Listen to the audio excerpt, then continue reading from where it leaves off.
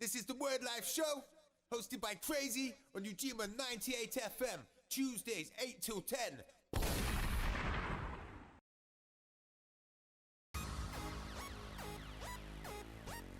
All right.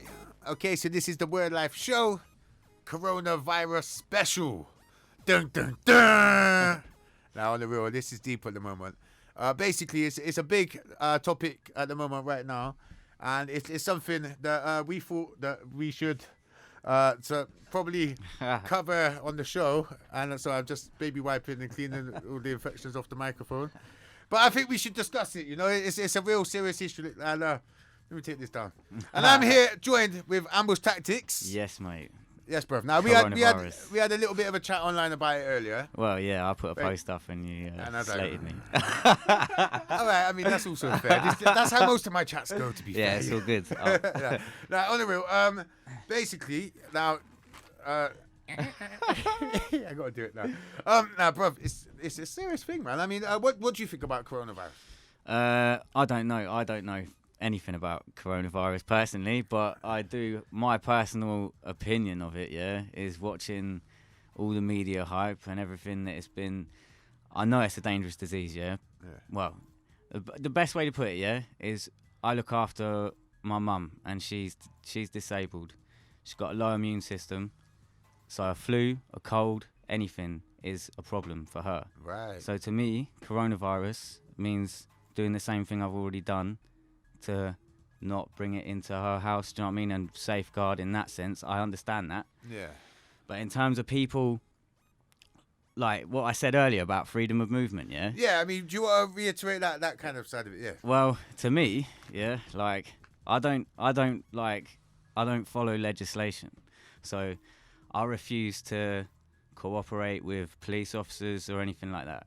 And any time they try and put something on the public like this, I feel already the police have abandoned human rights law and are taking, using administration policy. Oh, yeah. And like enforcing their acts and statutes on people rather than, and I see this coronavirus as a really... It could be manipulated. Yeah, it's a way of bringing in, even if it is real and it's accidental and it's happened and it's not set up like that. Yeah. I think if you get protocols in place or things put in place like barriers, things that you got to go through to safeguard and check the community, I don't think they'll lift those safeguards. I think once it's in, it's stopped. Yeah, I reckon once you give your rights up, like this is like I've seen some people that have been put into isolation. Yeah, they've been made to sign some piece of paper to come out of isolation. This is in different countries, not in England. Yeah. But like.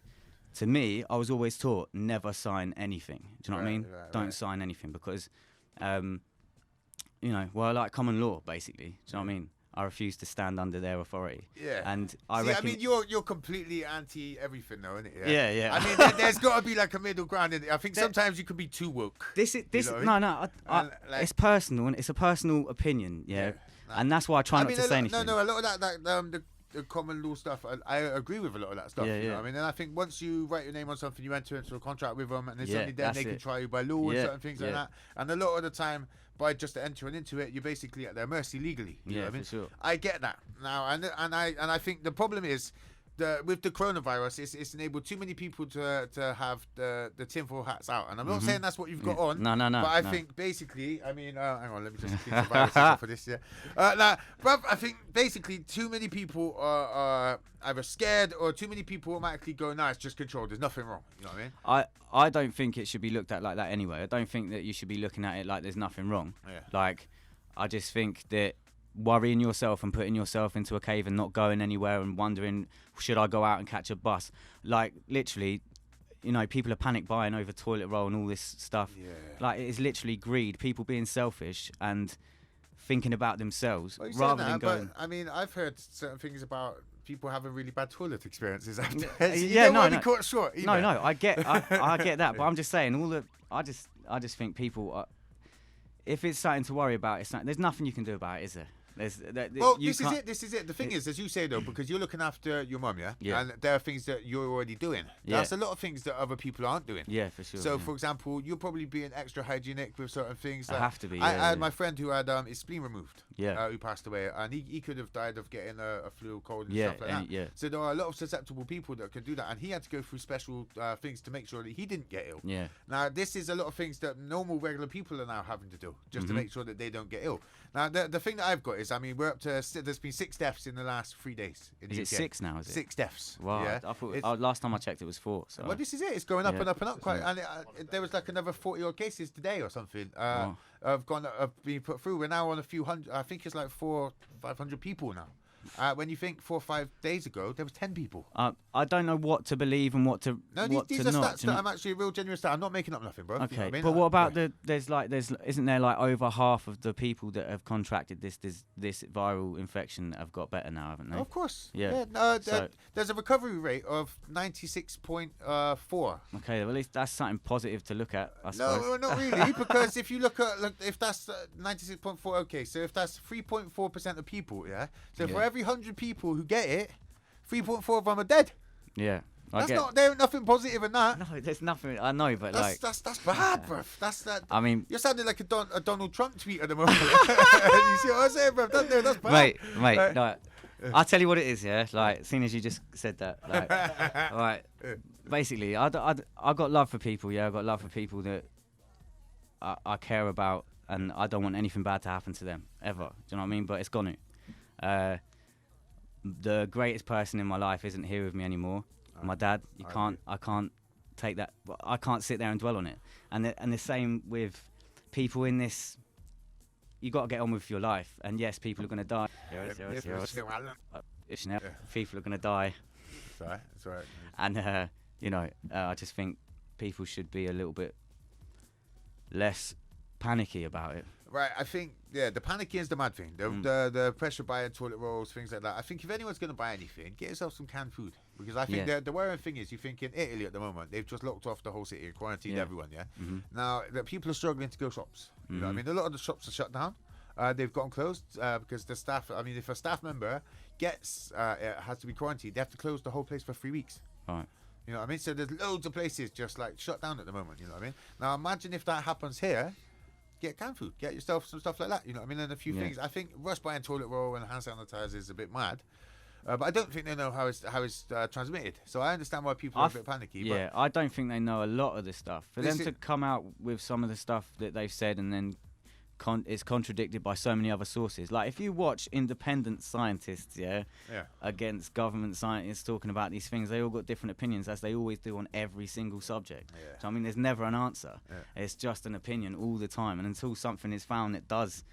Like I read somewhere that there's Japanese scientists that have found something that stops the actual viral infection getting into the lung cavity, the hole that it gets into or whatever, and they found a drug that blocks it from getting into that. But even though they found that and that's been successful, they ain't going to be able to put it out for 3 months. They ain't going to be able to give it to people for 3 months, and that's if they give it to people. And then you got people like Donald Trump as well saying, imagine if they did give it out and then all of a sudden everyone died from it. You know what I mean, they've got to test it to a certain extent, haven't they? I think you've got to have something like that, and I think, you know what I mean, it's not like there's just like a cure everything magic button that they've got, you know. Well, I see. You see the difference as well when the Sun started saying that they're going to give 3,500 to people that want to come and get the want to come and have test vaccines, and people are jumping all over it. I'd do that. And then you see the different side of people coming out because I think but the realistic part is, as you said, like it's about 96.6% of people will survive. So realistically, you could do that and get 3.5 grand and just have a fever for a few days and be a bit ill, and you could help in doing that. You could help find a cure and save a lot of people's lives. Now, I don't endorse buying the Sun newspaper or reading the Sun, that or the Daily Mail. And I think there's a lot of people in the media that are hyping it up, and that's one thing that we got to be worried about. I think there's a lot of people. What was it that Brett will tell you, cleaning her airplane seat and everything like that. It just gives people to understand it. I think, you know what I mean? I think the best advice I'm going to give to people is just read the facts, innit? Yeah, man. Look up on it. But it's a very serious thing. I think that what we got to remember is there's like over 3,000 people died in China. You know what I mean? And everyone's like, oh, what about cancer? Cancer kills all these people. Yeah, but this is in addition to that. You know what I mean? It doesn't make it any less bad. You know what I mean? I get what you're saying, but I'm just. You look at the epidemics as they spread, so something like 7 million people die from starvation. But no one ever talks. How many people die from Spanish flu?